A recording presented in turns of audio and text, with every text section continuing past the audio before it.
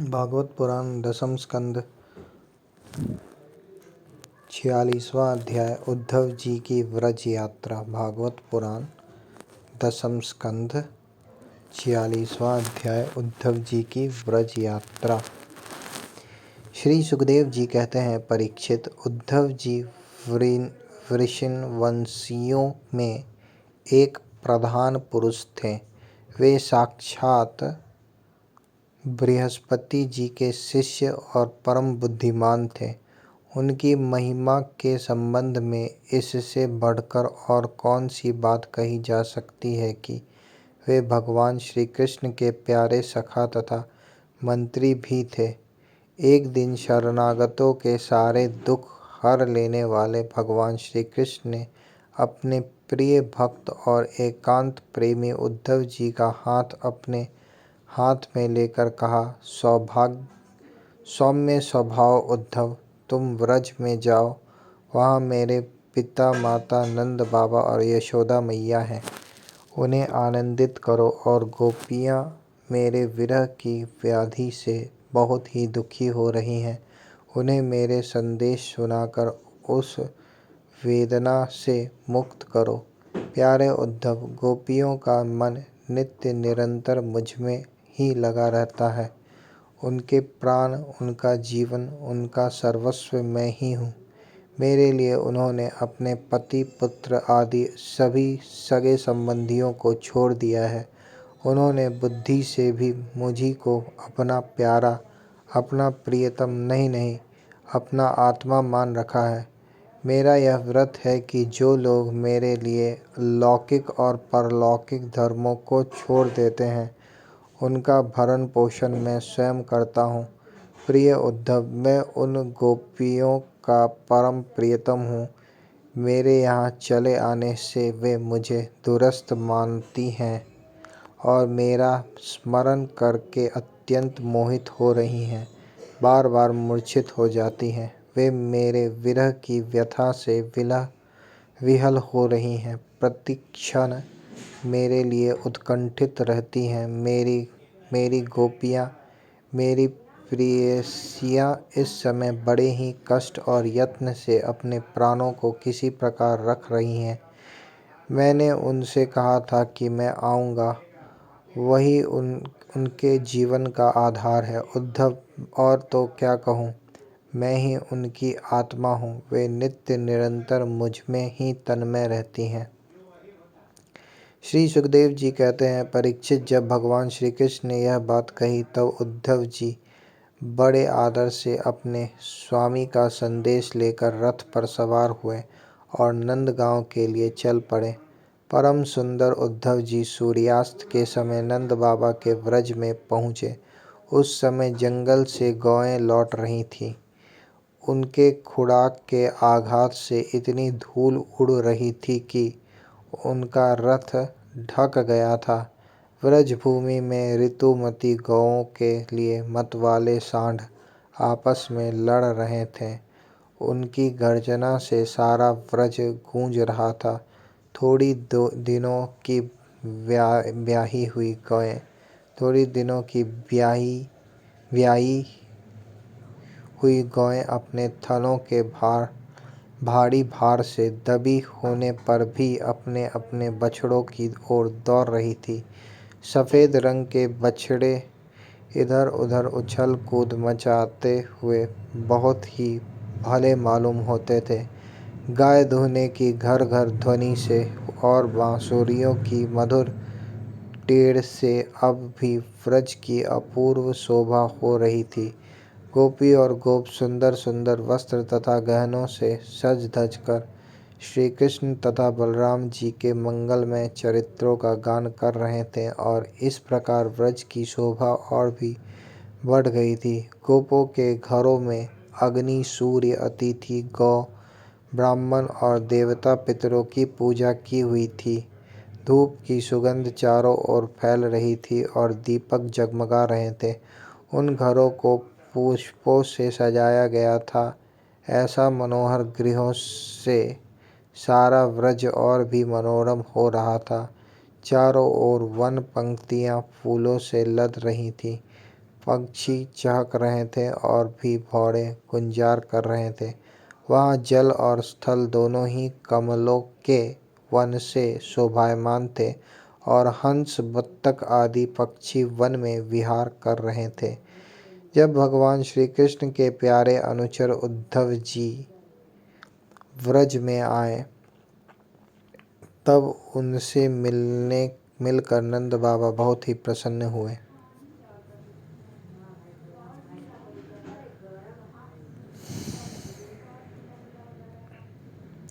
उन्होंने उद्धव जी को गले लगाकर उनका वैसे ही सम्मान किया मानो स्वयं भगवान श्री कृष्ण आ गए हों। समय पर उत्तम अन्न का भोजन कराया और जब वे आराम से पलंग पर बैठ गए, सेवकों ने पांव दबाकर पंख उछलकर उनकी थकावट दूर कर दी। तब नंद बाबा ने उनसे पूछा, परम भाग्यवान उद्धव जी, अब हमारे सखा वसुदेव जी जेल से छूट गए, उनके आत्मीय स्वजन तथा पुत्र आदि उनके साथ हैं।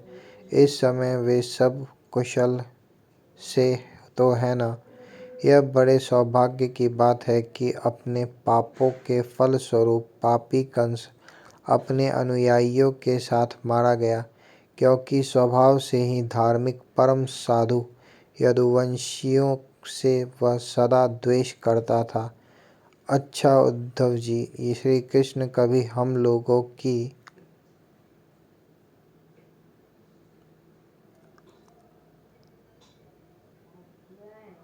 अच्छा उद्धव जी, श्री कृष्ण कभी हम लोगों की भी याद करते हैं।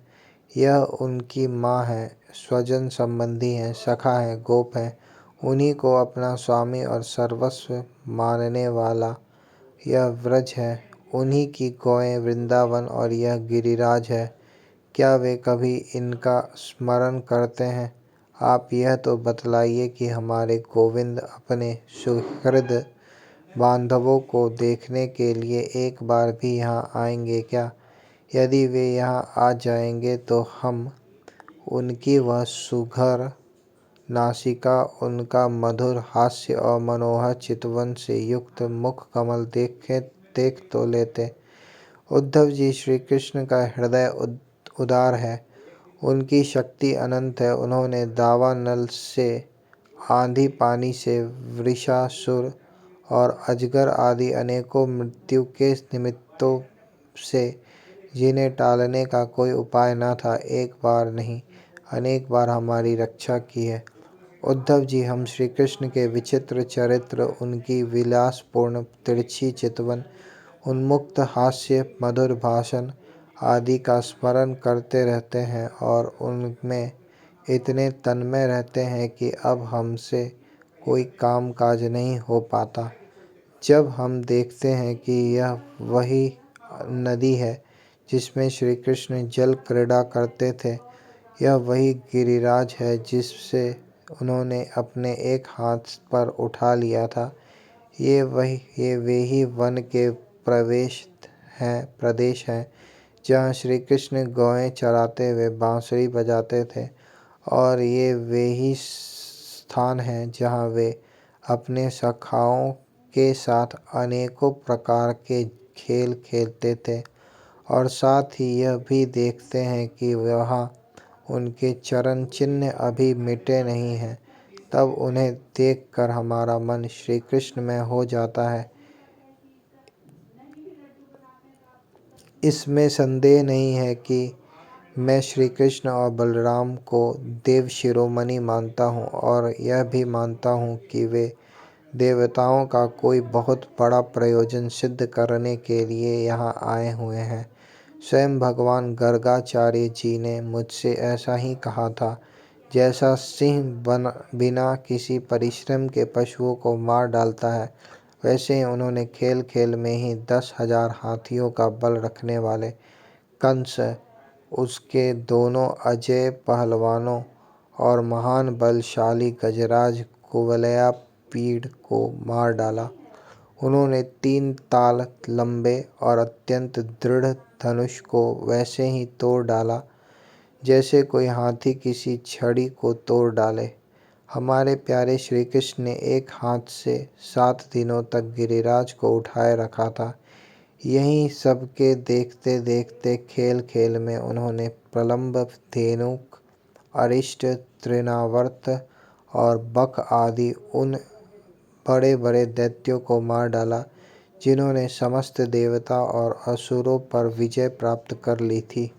श्री सुखदेव जी कहते हैं, परीक्षित, नंद बाबा का हृदय यूं ही भगवान श्री कृष्ण के अनुराग रंग में रंगा हुआ था। जब इस प्रकार वे उनकी लीलाओं का एक एक करके स्मरण करने लगे, तब तो उनमें प्रेम की बाढ़ ही आ गई। वे विह्वल हो गए और मिलने की अत्यंत उत्कंठा होने के कारण उनका गला रूंध गया। वे चुप हो गए। यशोदा रानी भी वहीं बैठकर नंद बाबा की बातें सुन रही थीं। श्री कृष्ण की एक एक लीला सुनकर उनके नेत्रों से आंसू बहते जाते थे और पुत्र स्नेह की बाढ़ से उनके स्तनों से दूध की धारा बहती जा रही थी। उद्धव जी, नंद बाबा और यशोदा रानी के हृदय में श्री कृष्ण के प्रति कैसा अगाध अनुराग, यह देखकर आनंद मग्न हो गए और उनसे कहने लगे।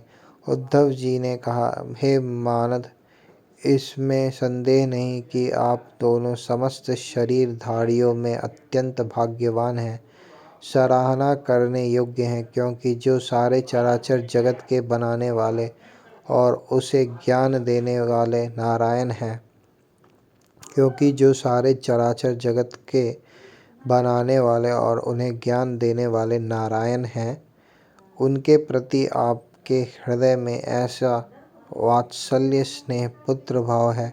बलराम और श्री कृष्ण पुराण पुरुष हैं। वे सारे संसार के उपादान कारण और निमित्त कारण भी हैं। भगवान श्री कृष्ण पुरुष हैं तो बलराम जी प्रधान प्रकृति।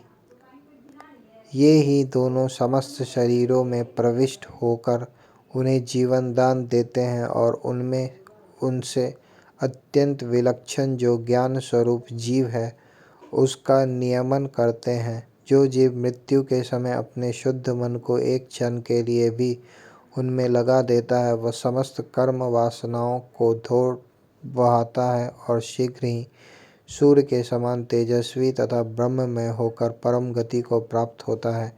वे भगवान ही जो सबके आत्मा और परम कारण हैं, भक्तों की अभिलाषा पूर्ण करने और पृथ्वी का भार उतारने के लिए मनुष्य का सा शरीर ग्रहण करके प्रकट हुए हैं। उनके प्रति आप दोनों का ऐसा सुदृढ़ वात्सल्य भाव है। फिर महात्माओं, आप दोनों के लिए अब कौन सा शुभ कर्म करना शेष रह जाता है। भक्त वत्सल यदुवंश शिरोमणि भगवान श्री कृष्ण थोड़े ही दिनों में व्रज में आएंगे और आप दोनों को अपने माँ बाप को आनंदित करेंगे। जिस समय उन्होंने समस्त यदुवंशियों के द्रोही कंस को रंगभूमि में मार डाला और आपके पास आकर कहा कि मैं व्रज में आऊँगा, उस कथन को वे सत्य करेंगे। नंद बाबा और माता यशोदा जी, आप दोनों परम भाग्यशाली हैं। खेद न करें, आप श्री कृष्ण को अपने पास ही देखेंगे, क्योंकि जैसे काष्ठ में अग्नि सदा ही व्यापक रूप से रहती है, वैसे ही वे समस्त प्राणियों के हृदय में सर्वदा विराजमान रहते हैं। एक शरीर के प्रति अभिमान न होने के कारण ना तो कोई उनका प्रिय है और ना तो अप्रिय। वे सब में और सबके प्रति समान हैं, इसलिए उनकी दृष्टि में ना तो कोई उत्तम है और ना तो अधम। यहाँ तक कि विषमता का भाव रखने वाला भी उनके लिए विषम नहीं है। ना तो उनकी कोई माता है और ना पिता, ना पत्नी है और ना तो पुत्र आदि, ना अपना है और ना तो पराया, ना देह है और ना तो जन्म ही। इस लोक में उनका कोई कर्म नहीं है, फिर भी वे साधुओं के परित्राण के लिए, लीला करने के लिए देवादि, सात्विक, मत्स्यादि, तामस एवं मनुष्य आदि मिश्र योनियों में शरीर धारण करते हैं। भगवान अजन्मा है, उनमें प्राकृत सत्व रज आदि में से एक भी गुण नहीं है। इस प्रकार इन गुणों से अतीत होने पर भी लीला के लिए खेल खेल में वे सत्य रज और तम इन तीनों गुणों को स्वीकार कर लेते हैं और उनके द्वारा जगत की रचना, पालन और संहार करते हैं। जब बच्चे घुमड़ी पेड़ता खेलने लगते हैं या मनुष्य वेग से चक्कर लगाने लगते हैं, तब उन्हें सारी पृथ्वी घूमती हुई जान पड़ती है। वैसे ही वास्तव में सब कुछ करने वाला चित्त ही है, परंतु उस चित्त में अहम बुद्धि हो जाने के कारण भ्रमवश उसे आत्मा अपना मैं समझ लेने के कारण जीव अपने को कर्ता समझने लगता है। भगवान श्री कृष्ण केवल आप दोनों के ही पुत्र नहीं हैं, वे समस्त प्राणियों के आत्मा, पुत्र, पिता, माता और स्वामी भी हैं। बाबा, जो कुछ देखा या सुना जाता है वह चाहे भूत से संबंध रखता हो, वर्तमान से अथवा भविष्य से, स्थावर हो या जंगम हो, महान हो अथवा अल्प हो, ऐसा कोई वस्तु ही नहीं है जो भगवान श्री कृष्ण से पृथक हो। बाबा श्री कृष्ण के अतिरिक्त ऐसा कोई वस्तु नहीं है जिसे वस्तु कह सकें। वास्तव में सब वे ही हैं, वे ही परमार्थ सत्य हैं।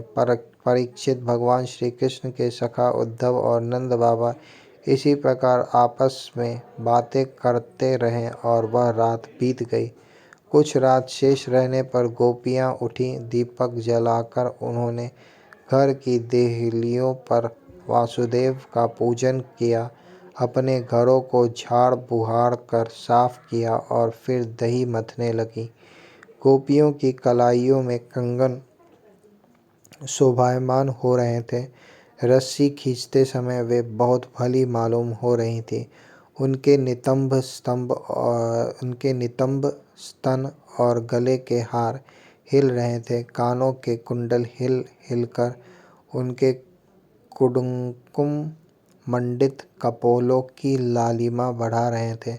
उनके आभूषणों की मणियाँ दीपक की ज्योति से और भी जगमगा रही थी और इस प्रकार वे अत्यंत शोभा से संपन्न होकर दही मथ रही थी।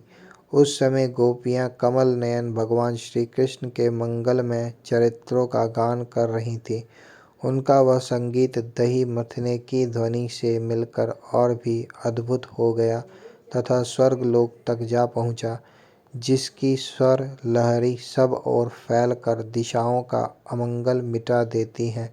जब भगवान भुवन भास्कर का उदय हुआ तब व्रजांगनाओं ने देखा कि नंद बाबा के दरवाजे पर एक सोने का रथ खड़ा है। वे एक दूसरे से पूछने लगीं कि यह किसका रथ है। किसी गोपी ने कहा, कंस का प्रयोजन सिद्ध करने वाला अक्रूर ही तो कहीं फिर नहीं आ गया है, जो कमल नयन प्यारे श्याम सुंदर को यहाँ से मथुरा ले गया था। किसी दूसरी गोपी ने कहा, क्या अब वह हमें ले जाकर अपने मेरे मरे हुए स्वामी कंस का पिंडदान करेगा। किसी दूसरी गोपी ने कहा, क्या अब वह हमें ले जाकर अपने मरे हुए स्वामी कंस का पिंडदान करेगा। अब यहाँ उसके आने का और क्या प्रयोजन हो सकता है। व्रजवासिनी स्त्रियाँ इसी प्रकार आपस में बातचीत कर रही थी कि उसी समय नित्य कर्म से निवृत्त होकर उद्धव जी आ पहुँचे।